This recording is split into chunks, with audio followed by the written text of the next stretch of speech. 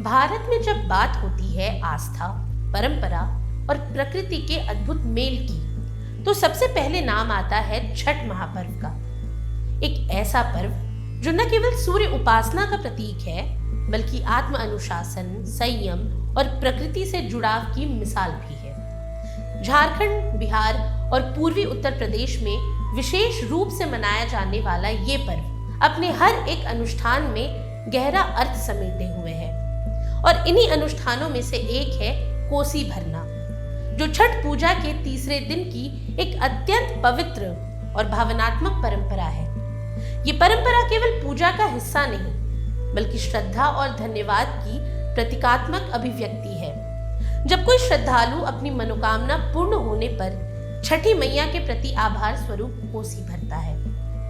अब सूर्य षष्ठी की संध्या, जब अस्ताचलगामी सूर्य को अर्घ्य देने की पावन बेला आती है, तब भक्त अपने घर लौटकर आंगन या छत पर कोसी भरने की तैयारी करते हैं। ये क्षण भक्ति भाव से ओतप्रोत होता है। घर की महिलाएं साड़ी के पल्लू में पूजा की सामग्री सजाए गीत गुनगुनाती हैं और पूरा वातावरण भक्ति की मधुर गूंज से भर उठता है। कोसी भरने की ये परंपरा तब निभाई जाती है जब किसी की कोई मनोकामना पूरी होती है, जैसे संतान की प्राप्ति, परिवार की समृद्धि या किसी संकट से मुक्ति। ये श्रद्धा का आभार व्यक्त करने का एक सुंदर माध्यम है। वहीं कोसी भराई की सबसे खास बात इसका स्वरूप है। सबसे पहले पूजा की टोकरी को घर के आंगन या छत पर रखा जाता है।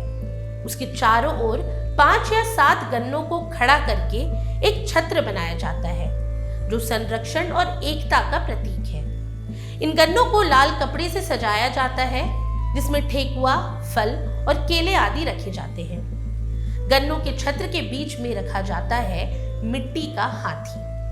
ये न केवल सजावट का हिस्सा है, बल्कि स्थिरता, शक्ति और समृद्धि का प्रतीक भी है। कहा जाता है कि हाथी पर कोसी रखने से पूजा की शोभा बढ़ती है और वातावरण में सकारात्मकता का संचार होता है। हाथी को सिंदूर लगाकर उसके ऊपर मिट्टी का घड़ा रखा जाता है, जिसमें ठेकुआ, फल, सुथनी, अदरक, मूली जैसे प्राकृतिक वस्तुएं भर दी जाती हैं। ये सब मिलकर सूर्य और प्रकृति की उपासना का सजीव प्रतीक बन जाता है।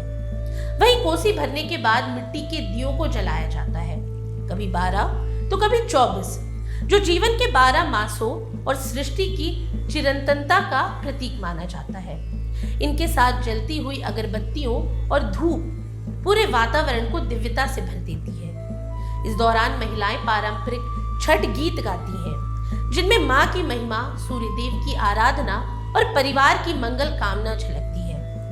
गीतों के बोलों में वो गहराई होती है जो पीढ़ियों की आस्था और लोक संस्कृति का सार बयां करती है।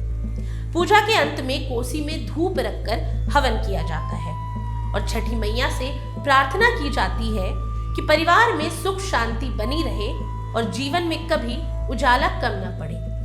अब अगर गहराई से देखा जाए तो कोसी भरना एक अनुष्ठान होने के साथ ही आध्यात्मिक संवाद का माध्यम है, जहां भक्त अपनी मनोकामना पूर्ण होने पर छठी मैया के प्रति आभार प्रकट करता है। छठ पूजा का हर चरण आत्मशुद्धि और अनुशासन का प्रतीक है और कोसी भरना उसका सबसे सुंदर अध्याय।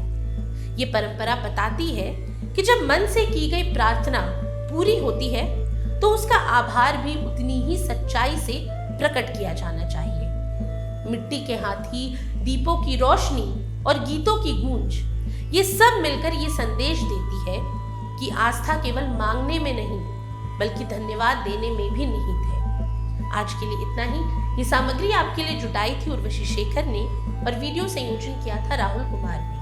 ये वीडियो आपको कैसा लगा हमें कमेंट सेक्शन में जरूर बताएं और ऐसी तमाम रोचक जानकारियों के लिए बने रहिए स्वराज पोस्ट के साथ। और अब तक अगर आपने हमारे YouTube चैनल को सब्सक्राइब नहीं किया तो अभी जाकर करें और Facebook पर हमारे पेज को लाइक और फॉलो करना ना भूलें।